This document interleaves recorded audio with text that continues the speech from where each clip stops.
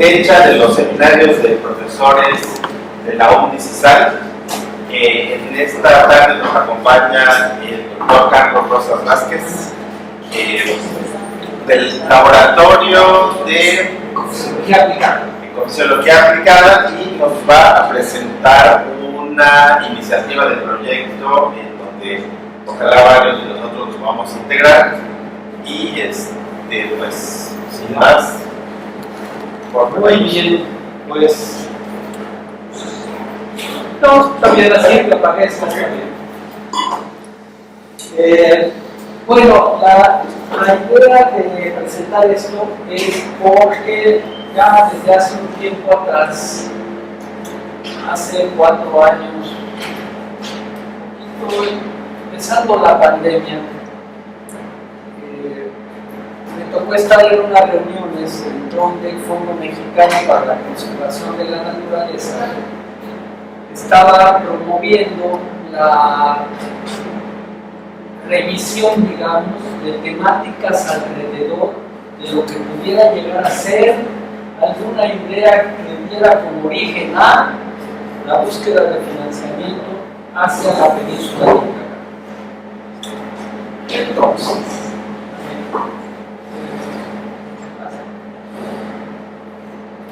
Entonces, ¿qué pasa?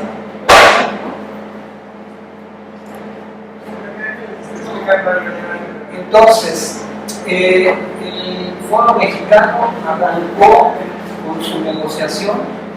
Es una negociación que hicieron a través del Fondo Verde para el Clima de las Naciones Unidas, y antes de Trump lograron atraer una buena cantidad de recursos. Nos habían dicho al inicio que era un financiamiento por $10 millones solamente.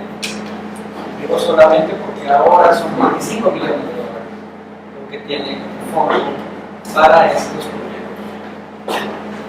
Y se llama, el proyecto general se llama Acción, Comunidades Sostenibles para la Acción Climática en la Península de Yucatán. Esa es otra cosa que es muy interesante. Es un fondo, bienvenidos los estudiantes de Campeche, bueno, que están aquí, porque ustedes que están estudiando biología, lo que les voy a contar tiene que ver con fuentes de financiamiento. Siempre estamos preocupados todos por qué vamos a hacer cuando terminemos la carrera, dónde vamos a trabajar, quién nos va a financiar la ciencia, qué va a pasar. Entonces yo les voy a contar un poco sobre eso. Entonces, este proyecto está dirigido a la península de Yucatán y incluye 20 kilómetros fuera de la costa, 20 kilómetros dentro de la costa, los estados de Campeche, Yucatán y Quintana Roo. Su objetivo principal es el de aumentar la resiliencia climática de poblaciones, ecosistemas y sistemas productivos vulnerables de las costas de la península de Yucatán a través de la adaptación basada en ecosistemas, ABE y medios de vida. Esto es porque el fondo está dirigido a asuntos de cambio climático en la costa, que para Campeche, Yucatán y Quintana Roo pues es lo más vulnerable, es de las regiones más vulnerables de México. Pasa.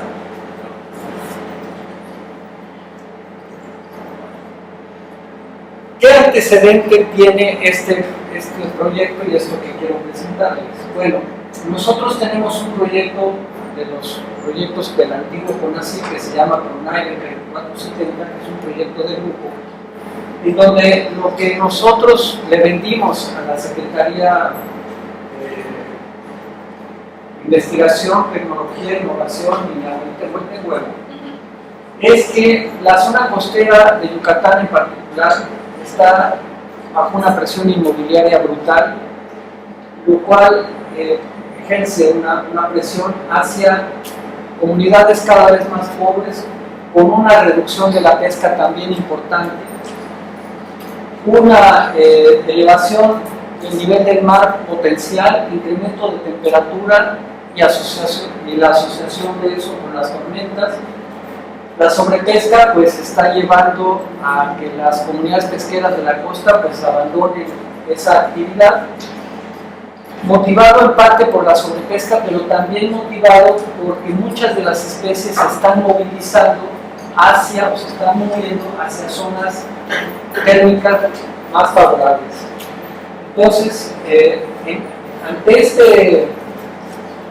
ese contexto, digamos, iniciamos el proyecto.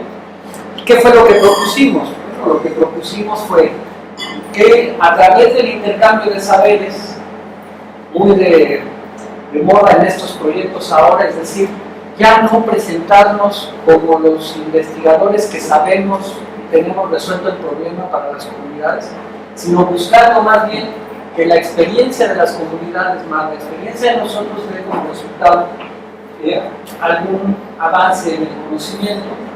Lo que propusimos fue que este intercambio de saberes nos pudiera llevar hacia investigaciones ecológico-pesqueras que pudieran generar las bases necesarias para la creación de una zona de refugio pesquero de Cisal, al mismo tiempo que estudiábamos la biología de las especies para poder predecir de alguna manera cuál de las especies de importancia pesquera podría o no estarse moviendo hacia afuera de los sitios de pesca, y basados en un principio que se ha venido demostrando en otras regiones del mundo, en donde las especies están sujetas a una presión pesquera intensiva.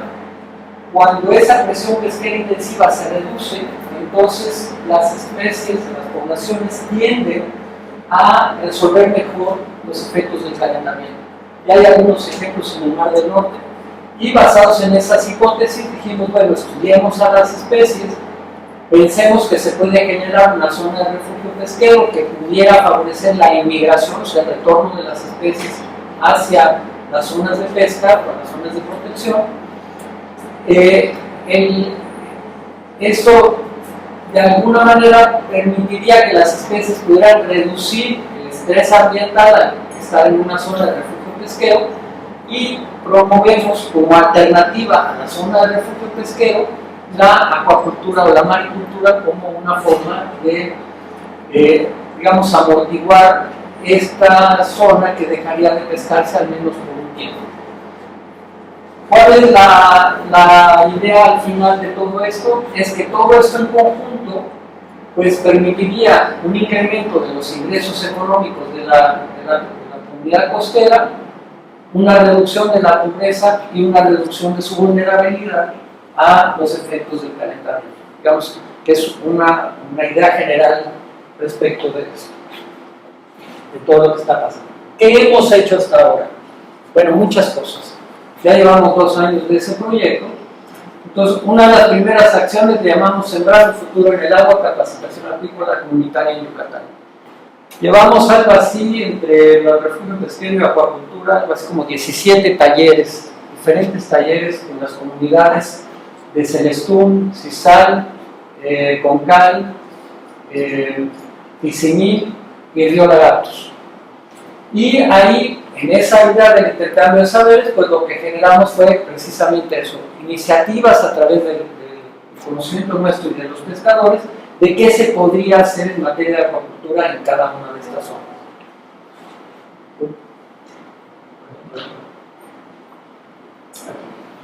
Entonces, bueno, aquí tenemos un taller en Tizimín, por ejemplo, con un ejemplo nada más, porque en estos talleres, en ese intercambio, lo que le pedimos a la gente es que dibuje lo que quisiera hacer, ¿no? Lo que quisiera, cómo se imagina en su granja. Y participan se instalaron en el Instituto Tecnológico de Concal y en el de Tizimí 2 módulos demostrativos de cultivo de peces, en donde participaron los propios estudiantes y gente de la comunidad para desarrollar estos cultivos, inicialmente con la especie más sencilla, que es la tilapia, y que este año seguramente el doctor Ángel Rojo va a llenarnos por tubería de robalos para poder abastecer a estos proyectos. En el entretanto de que los robalos nacen y vienen, el doctor Ángel Rojo y todo su esfuerzo allá en el área de peces produjo crías de pámpano, las cuales se llevaron a la cooperativa Moluscos del Mayab, aquí que van a ir ustedes ratito más. Se llevaron a Celestún, se mandaron a Veracruz también. Y bueno, se hicieron pruebas de engorda de esta especie con financiamientos de donde se pudo. El proyecto Empate, las cooperativas, los grupos, no todo fue exitoso, no todo fue bien sobre hojuelas. Los de Celestún perdieron sus peces porque tenían una jaula marina mal instalada, no sé qué, mal anclada, se rompió, se perdieron los peces. Lo bueno es que son pámpanos, que son de la región, y que, pues bueno, se perdieron, pues se repobló ahí. El otro día me decía uno de los de Celestún, estamos pescando pámpanos, seguramente son de los nuestros. Está buena la hipótesis, ¿no? Pero ya hoy en día la cooperativa Moluscos del Mayab tendrá unos, ahí está Edgar, ¿cuántos? 350 pámpanos, ya de 300 gramos andan algunos por ahí, ya lo están comercializando con un chef en Mérida, y entonces ya da origen precisamente al siguiente pasito, ¿no? Es decir, una producción de acuacultura a partir de un grupo social que empieza ya a vender su producción. Un pámpano de estos, ¿cuánto quisieran pagar por un pampanito de 300 gramos? ¿Cuánto pagarías? Meses. ¿Ah? No, fresco. ¿Cuánto les gusta pagar? Sin filetear. Limpio. 60 pesos. ¿Cuánto se está vendiendo? 150 pesos la pieza. ¿Por qué razón? Porque va directo de la granja al chef, que va a ser el único que lo va a tener, con una frescura, envasado al vacío, limpio, perfectamente presentado, con su etiqueta, etc. Si se dan cuenta, entonces, a veces el precio tiene que ver mucho con cómo se presenta, cómo se hace, cómo se comercializa, y rompiendo precisamente ese intermediarismo que le da muchísimas veces en la torre a la producción. Este es de Antonio, de la cooperativa Moluscos del Mayab. Bien, el cultivo del pulpo también va en camino. Este es un proyecto que lleva ya muchos años, se ha estado trabajando mucho también con la misma cooperativa y con los talleres también con los grupos sociales.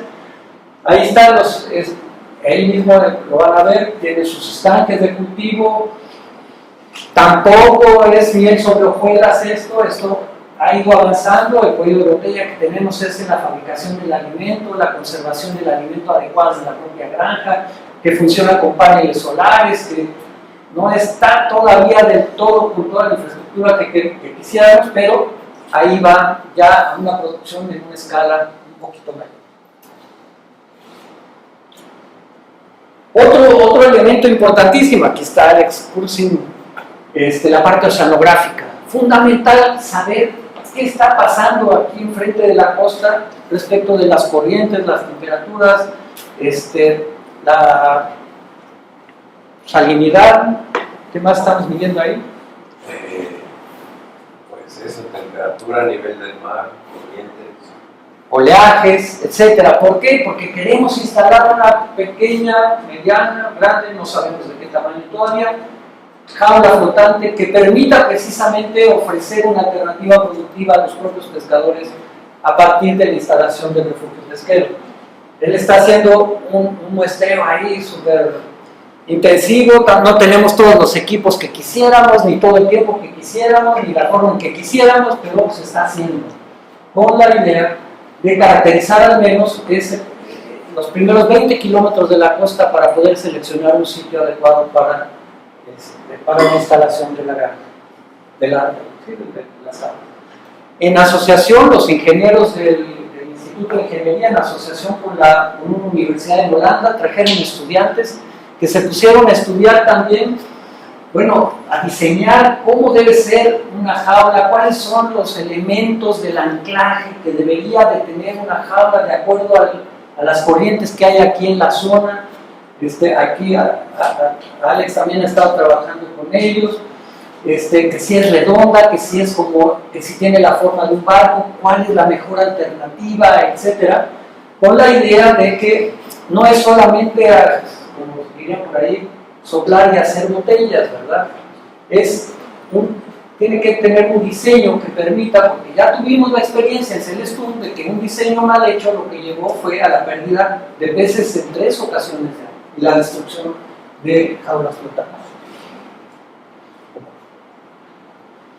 Aquí vemos, han venido 2 grupos ya de estudiantes de Holanda, aquí a CISAL, han estado aquí alojados, son de la Universidad TU Delft de Holanda, coordinados por Alec Torres en el laboratorio de aquí de ingeniería, y ya pensamos en diferentes tipos de diseño. Esta es la jaula de Celestún, como verán, ahí un poco hecha al troche y moche, porque no siempre las cosas se hacen como deberían de hacerse. Estos amigos pues son ingenieros, y entonces diseñaron ya un sistema de anclaje que a prueba de, por lo menos teóricamente hicieron todas las pruebas, y ahora este año vamos a probar en el canal de olas que tiene el propio instituto un modelo que permita precisamente saber qué va a pasar, qué pasaría con una jaula de este diseño ante una tormenta, un huracán, una corriente X, Y o Z.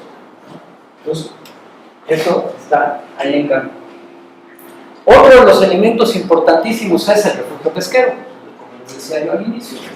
También se ha trabajado con talleres con la gente, con el refugio pesquero, para poder saber en dónde debería de estar un refugio pesquero.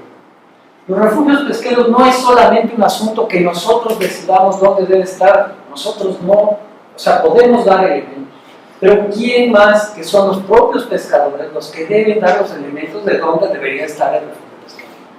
Porque tiene que ver no solamente con la zona que es adecuada para que los animales se refugien, sino tiene que ver con el socioecosistema, es decir, con todo lo que los pescadores hacen para ir a pescar.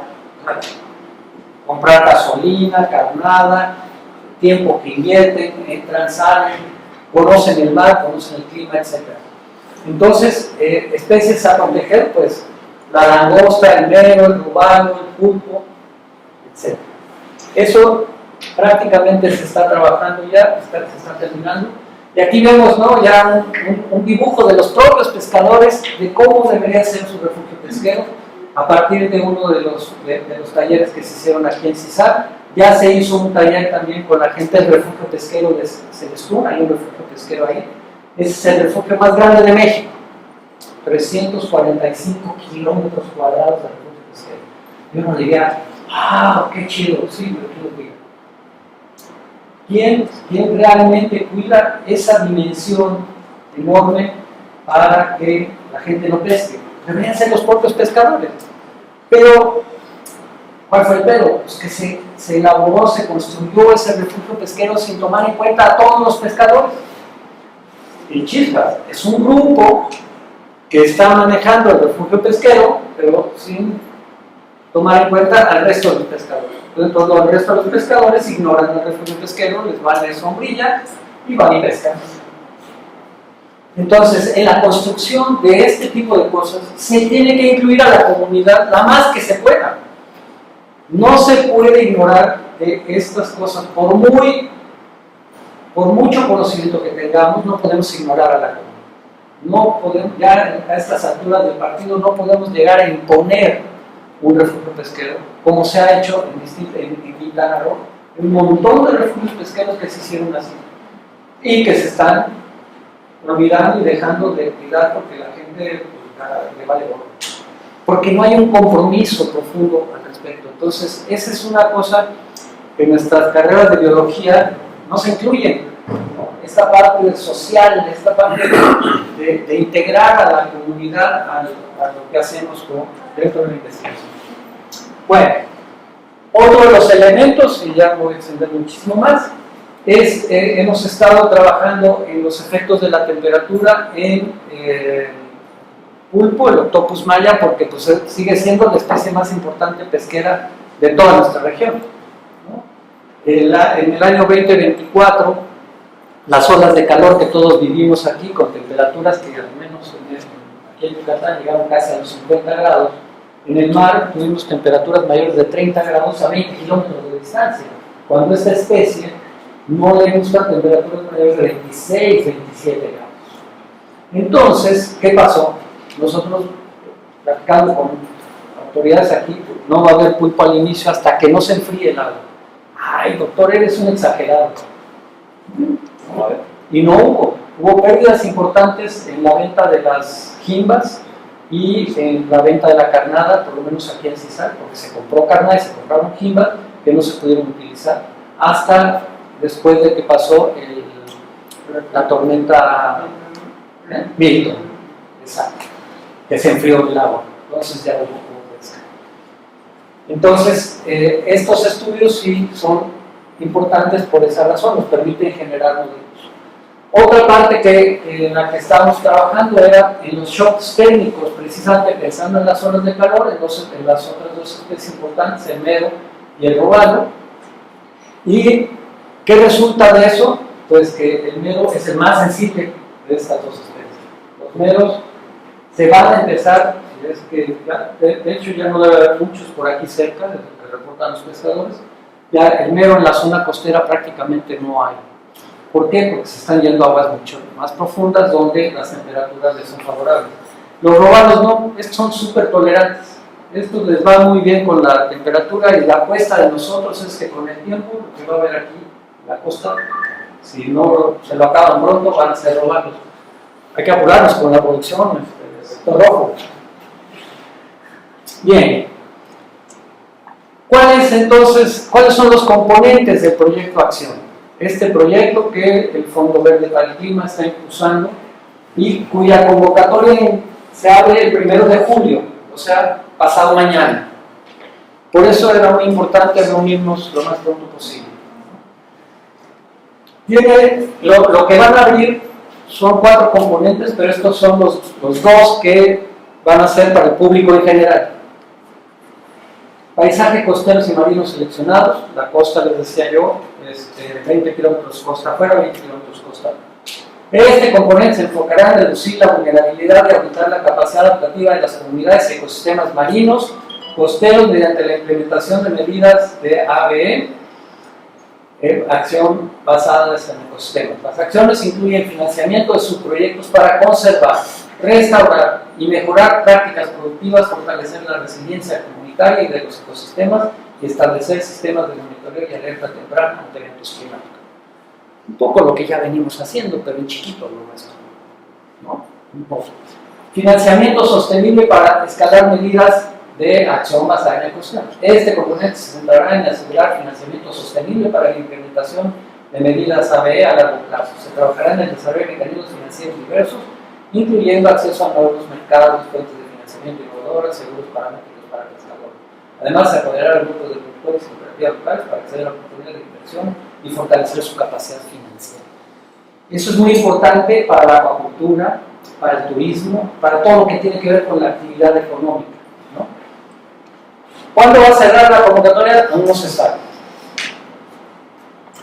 Bueno, ahora la pregunta: ¿quién, qué, dónde, cuándo, por qué, cómo le hacemos? ¿Cómo le entramos? ¿Qué significa? ¿Qué?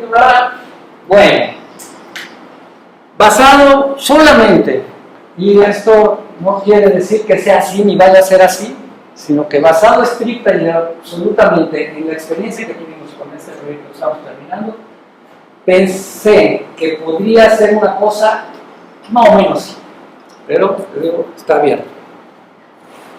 Hay mucho interés de algunos grupos por la acuacultura marina, eso es cierto. ¿Qué producir? Pues peces marinos principalmente. Hay el interés de los peces marinos. Ojo con eso. ¿Qué se requiere para eso? Producción de crías estandarizadas. Allá va la pedrada. Alimentos adecuados para las especies. También otra pedrada y para mi compadre Pedro. Sistemas de cultivo adecuados. Jaulas marinas, estanques, producción de laboratorios. Ajá. O sea, son preguntas. Los números 1 y 2 significa para el objetivo 1 que se va a abrir y el otro objetivo. ¿Sí? Aquí necesitamos seguir investigando y aplicando lo que nos falta de resolver para estos elementos. Monitoreo oceanográfico, indispensable. Boyas, era veleros que van y muestrean y van midiendo, yo qué sé, ¿no?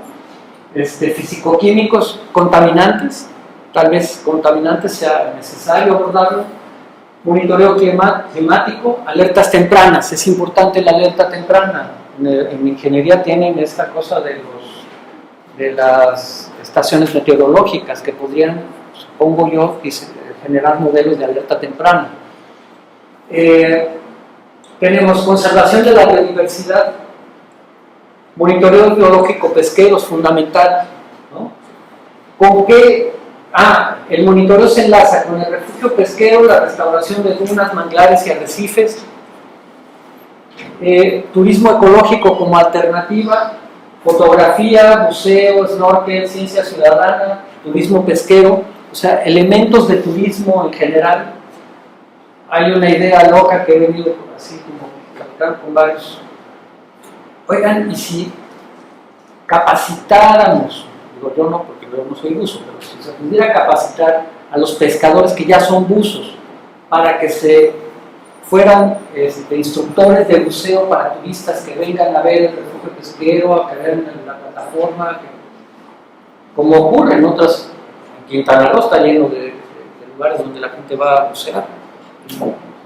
¿Podría hacerse algo así en la costa de Yucatán? No sé, son cosas que se me ocurren.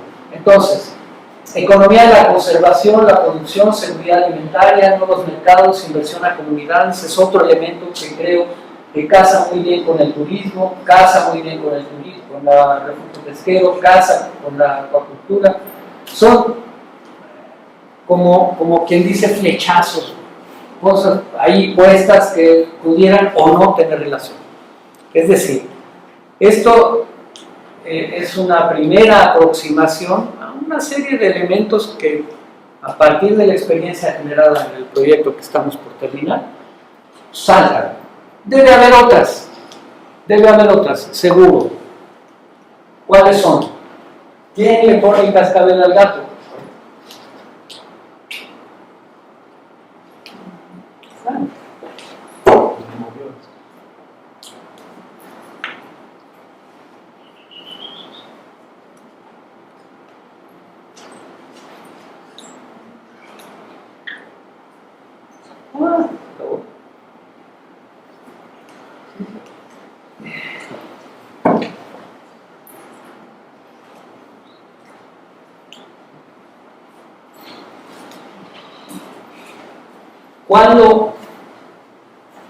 ¿Cuándo, cómo y dónde le entramos? ¿Quién? ¿Bajo qué estructura? No lo sé.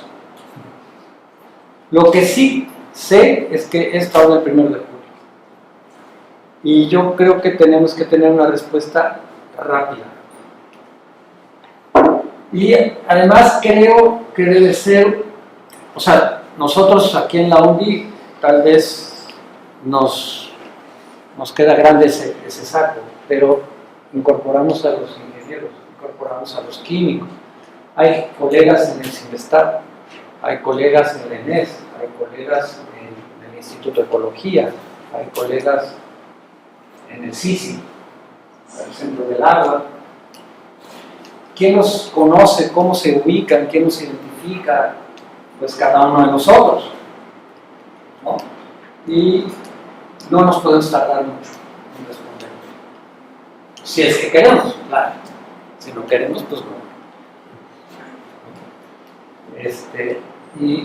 Tenía otra diapositiva que era esa, pero creo que lo podré por alguna razón.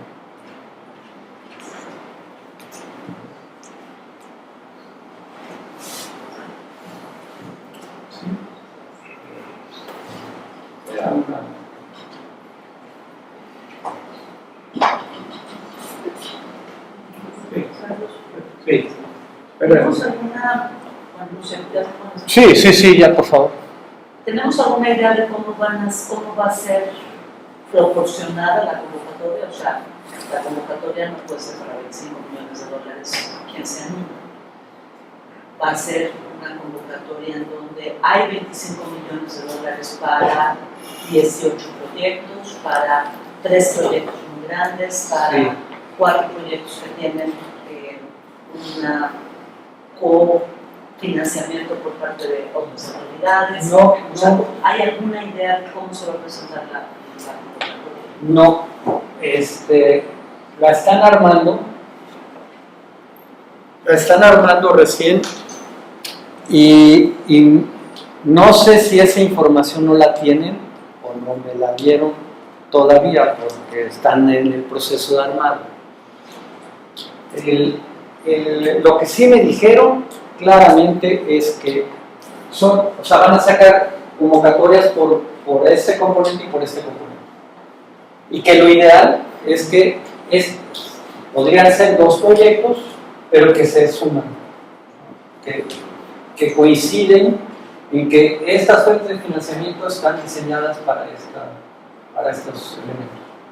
Por eso lo puse yo así, ¿no? Como el elemento 2, en una forma en la que las flechas lo alimentan. Pero es todo lo que sabemos hasta ahora.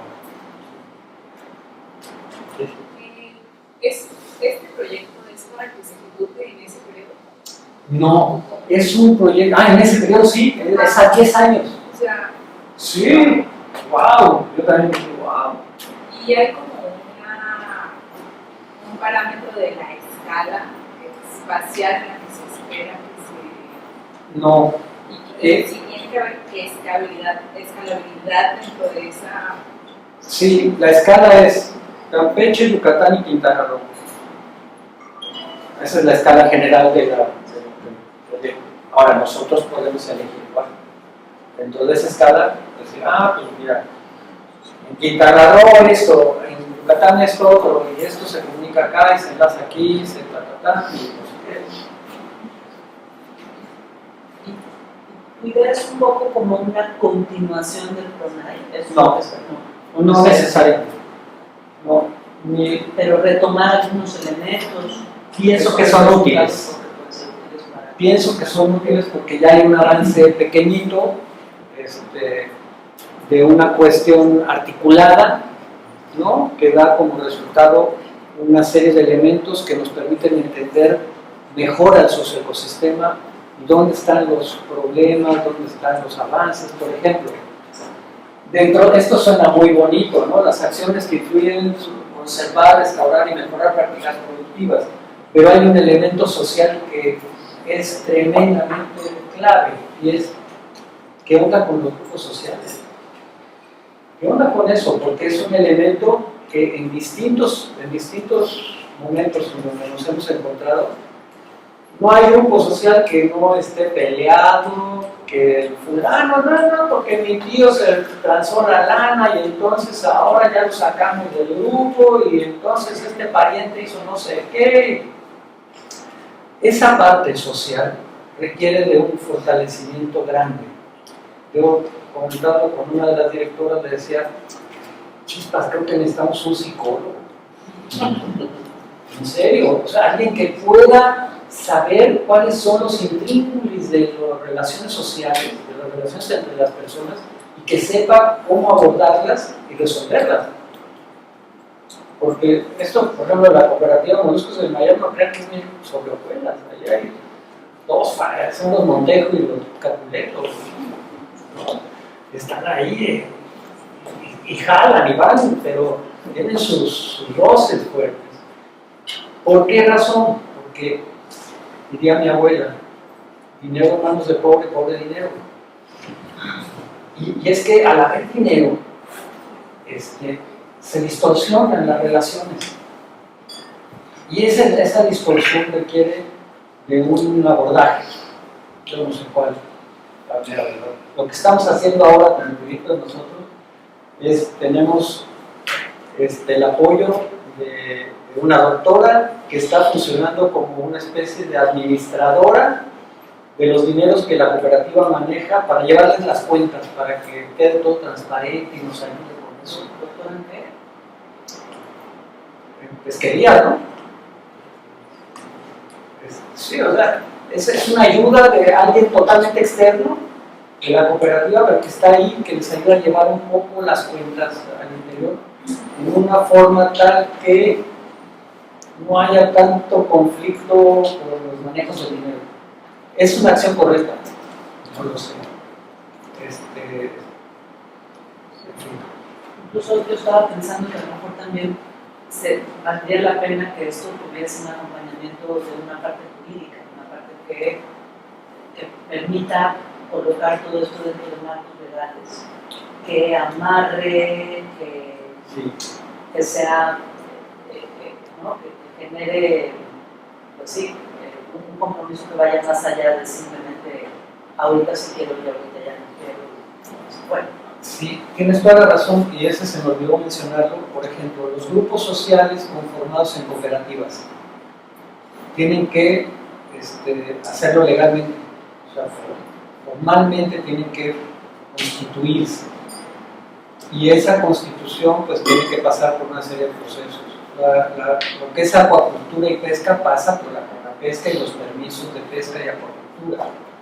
Los registros, el registro de producción, el registro nacional pesquero, o sea, son elementos que no han sido fáciles. Por ejemplo, ahorita el grupo que está en Biolagartos es un grupo de gente muy entusiasta que sí quieren trabajar y quieren hacerlo, no sé qué. Entonces nosotros les dijimos, sí, vamos a seguir con ustedes, pero solo y solo sí se constituyen como cooperativa.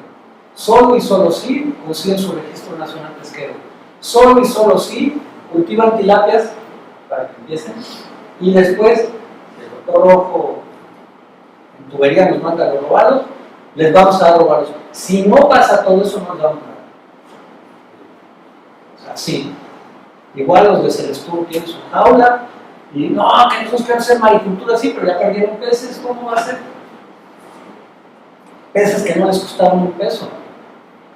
No, pues no, ¿saben qué? O sea, si ustedes no son capaces de mantener su jaula adecuadamente durante el tiempo ahorita de aquí a que haya robados, no les damos. Es un poco rudo, ¿no?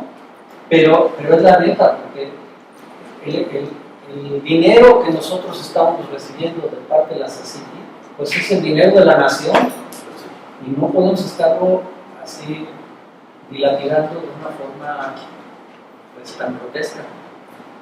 Entonces, estamos llevando a la gente y la gente responde, ¿eh? No, pues ahora sí vamos a echar, así no, okay, vamos a ver. Le estamos dando acompañamiento con los talleres, con las visitas, con todo eso, pues, sí, todo el tiempo. No está solo. Términos de referencia, ¿qué diablos es AVE? Esto, acción basadas en ecosistemas. Sí, pues, pero AVE, buscas así, AVE, y lo que sea AVE. No, así es como ellos lo definieron. Acción. Es una definición exclusiva de. En el fondo es lo mismo que el socioecosistema, la definición de socioecosistema. Es decir, es todo lo que tiene que ver con los usuarios y los recursos naturales, todos conviviendo al mismo tiempo y en el mismo lugar. O sea, sí entiendo la onda conceptual. Y mi pregunta no es esa, mi pregunta es aterrizado en unos términos de referencia. Porque ahí dice, mediante la implementación de medidas AVE. De acción. ¿Sí? Como criterios. Ajá, exacto. ¿Cuáles son los criterios, términos de referencia? No existe nada. Nada. Esto es lo que hay en la página de ellos. Son dos paginitas, dos hojitas. Y julio 1 de van a sacar la convocatoria. Y ahí yo creo que vendrán los términos de referencia, vendrán todos los asegúnes. Por ejemplo, no le darán el dinero a las universidades. O sea, nosotros ni iguas, ni un peso. A través, todo lo van a manejar de organizaciones no gubernamentales. ¿Por qué? Yo pregunté, ¿por qué razón? Ah, porque las universidades son un rollo. No se la aclara, pero es un rollo. De aquí a que entonces el convenio y no nos ponemos de acuerdo y el dinero entra y pasa la cuenta no sé qué y entonces da 3 vueltas y no metas y entonces cuando viene a ver ya pasaron 6 meses de proyecto y el dinero no está disponible. En la UNAM no pasa tanto, pero en otras universidades sí pasa mucho. Pero, ¿sabes? También yo creo que la razón de que se direcciona esa accesibilidad de los fondos hacia las organizaciones civiles es que nosotros como científicos tendemos a recibir financiamiento y hacer lo que siempre hemos hecho. Y entonces publicamos papers, graduamos alumnos, hacemos congresos, reuniones, talleres, etc. Pero al final de todos esos proyectos, lo que permea a la sociedad y lo que es, digamos, aplicable, que mejore, fortalezca la resiliencia comunitaria de los ecosistemas, se queda en los papers, en las tesis, en los talleres, y no es, o sea, muy poco de eso es realmente aplicable a la vida real. Entonces, por lo menos estas organizaciones civiles tienen manera de incidir en la política pública, ¿no? Y entonces, esa también es una parte bien importante que tenemos que considerar, porque ¿cuáles son los riesgos del cambio climático en la zona costera? Y ¿cuáles de esos riesgos realmente podríamos nosotros ayudar a minimizar a través de estas acciones? Yo creo que eso, que desde allí tenemos que empezar, ¿no? A lo mejor, por ejemplo, este ejemplo de las jaulas. Ese ejemplo de las jaulas sirve para, ¿cómo se llama? Eso, de fortalecer la resiliencia comunitaria, porque tienen opciones de pesca, ¿no? De venta, de actividad económica, etc., ¿no? Pero, por ejemplo, por decirte cualquier cosa, hacer un refugio, ¿no? Realmente, no, o sea, es nomás por decir un refugio, ¿no? Sería adecuado, ¿no? O sea, si no existe, por ejemplo, la manera de evitar esas presiones, ¿no? Por ejemplo, el incremento de la temperatura no podemos hacer nada al respecto, ¿no? Entonces, a lo mejor sería, y sobre todo en un escenario de 10 años, sería realmente factible tener un refugio en estos 20 kilómetros, ¿no? En donde la temperatura puede subir y matar todo lo que está allí, ¿no? O sea, esas son como las cuestiones conceptuales que tendríamos que plantear, ¿no? Son las preguntas. Sí, y como no tenemos los términos de referencia, no sabemos con precisión por dónde viene la convocatoria. Me imagino que vendrá mucho por el camino de realmente aterrizar las cosas en la aplicación. De hecho, este proyecto que tenemos de la CCT va muchísimo en eso. Lo de los artículos, eso es un elemento casi secundario, que resulta de manera casi natural, ¿no? Por lo que sabemos hacer, pero en realidad nos hemos puesto a hacer talleres sin saber a veces cómo hacerlos. Sobre todo al inicio empezamos un poco así, con la ayuda muy importante de Diana y de Areli y de Laura, que nos ayudaron muchísimo a saber cómo organizarlo, y ahora ya sabemos en el grupo ya funciona bastante bien, pero al inicio ni idea, y era una cosa.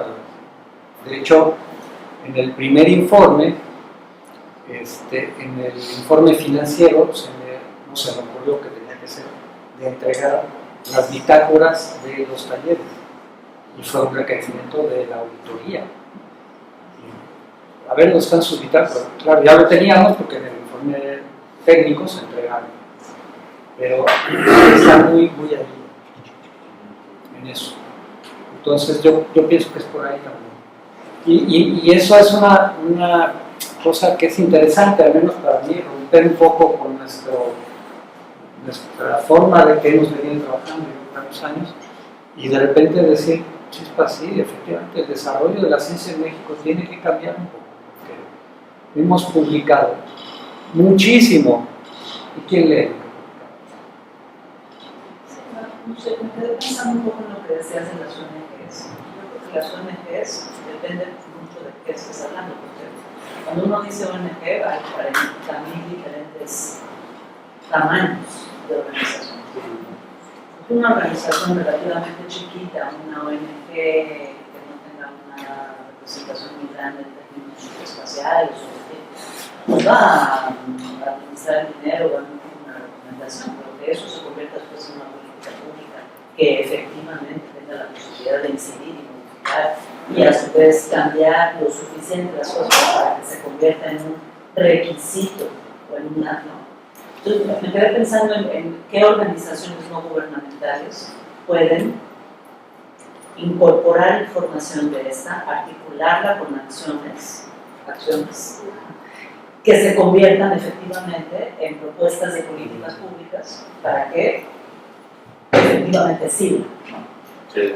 Incluso en escala, ¿no? Porque una cosa es hacer todo muy demostrativo con un ejemplo, con una empresa, y otra cosa es que eso tenga una representación en 3 diferentes empresas o en 3 diferentes una ciudades, o en una región, o que se convierta en a lo mejor 3 capítulos de una política pública del gobierno del estado de Campeche o del municipio de Tonopuna en Yucatán. O sea, hay como que la escala, creo que la escala es una pregunta absolutamente esencial. Bueno, y me dije, cuando yo hice esa pregunta, bueno, pues, ¿a través de quién? Bueno, pues mira, está la gente de Pronatura. Igual dice Pronatura. Ahora, el Fondo Mexicano es una ONG, es Turismo Sostenible, es una ONG, Alianza Canancay es una ONG, que son los que han estado ahí. COVID es una ONG. A mí no me gusta mucho su forma de operar, pero está ahí.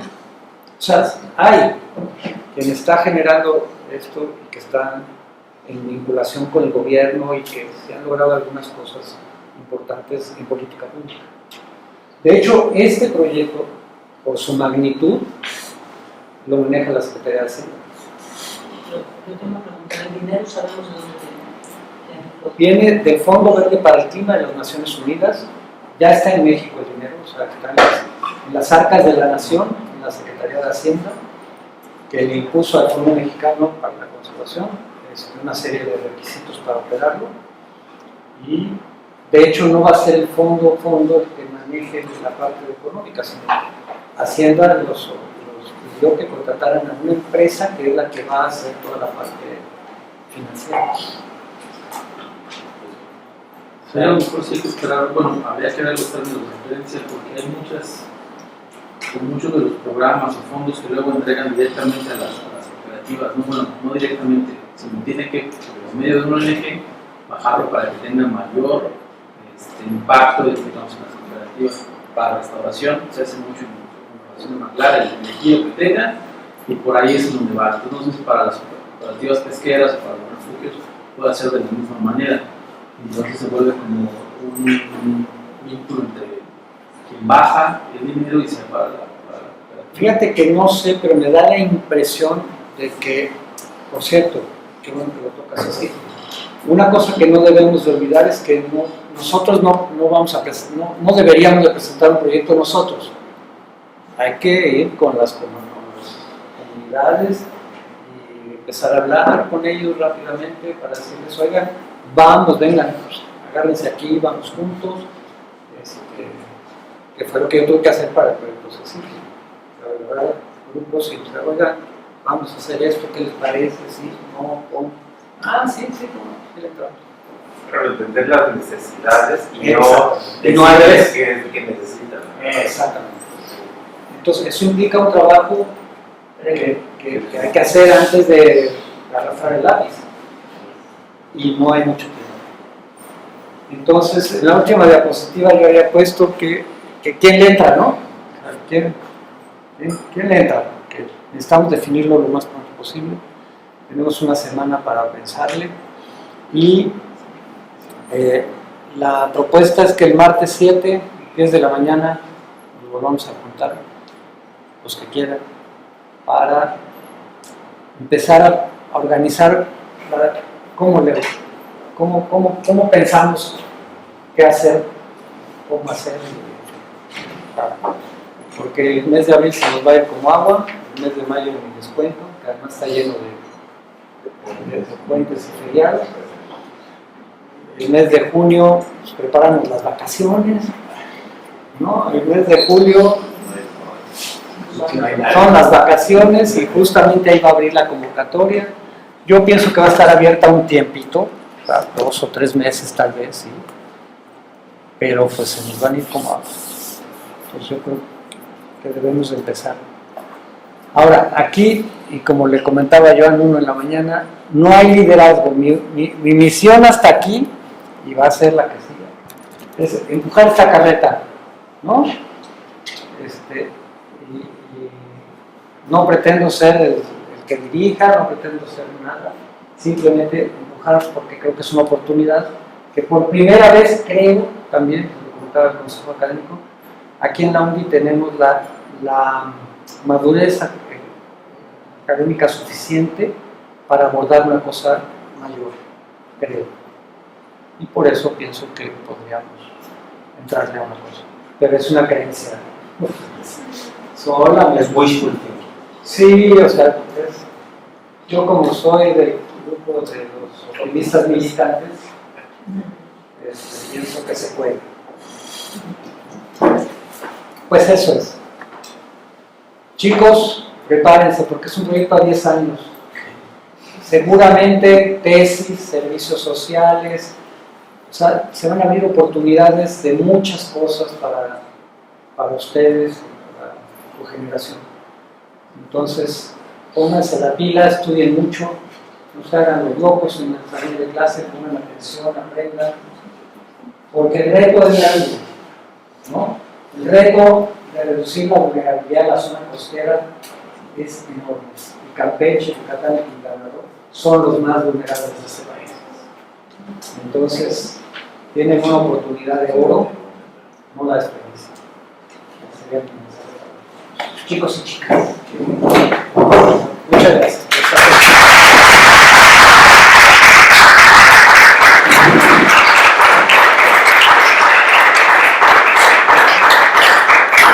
Pues le agradecemos al doctor Carlos Rosas por presentarnos esta iniciativa, les agradecemos a ustedes también su asistencia a este seminario y los invitamos a que les cuenten a todos sus amigos acerca de estos seminarios. Son el jueves 2 y 4 de cada mes y vamos a tener la presentación de líneas de investigación de los investigadores de la UNDI. Por aquí yo veo a alguien que no se ha anotado. No se esconda, no se esconda. Que no se esconde. Y pues les agradecemos su presencia y pues muchas gracias.